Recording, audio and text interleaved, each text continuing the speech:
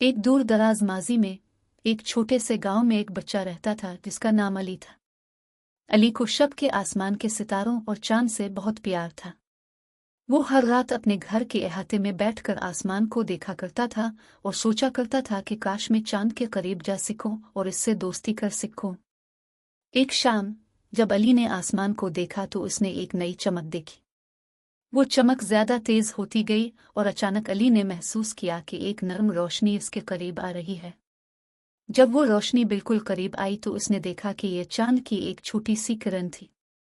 Hello Ali, किरण ने कहा, मैंने देखा कि तुम हर रात मुझे देखते हो।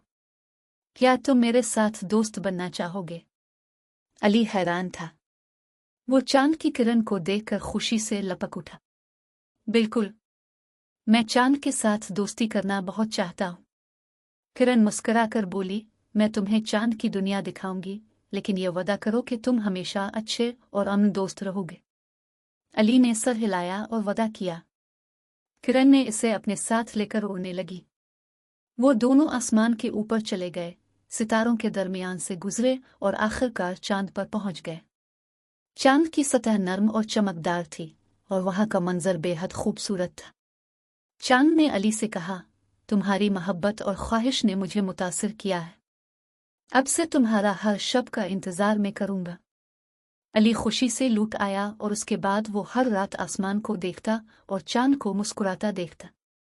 वो जानता था कि अब इसका एक नहीं बल्कि दो दोस्त हैं, एक जमीन पर और एक आसमान में। और यूं अली और चांद की दोस्ती हमेशा कायम रही।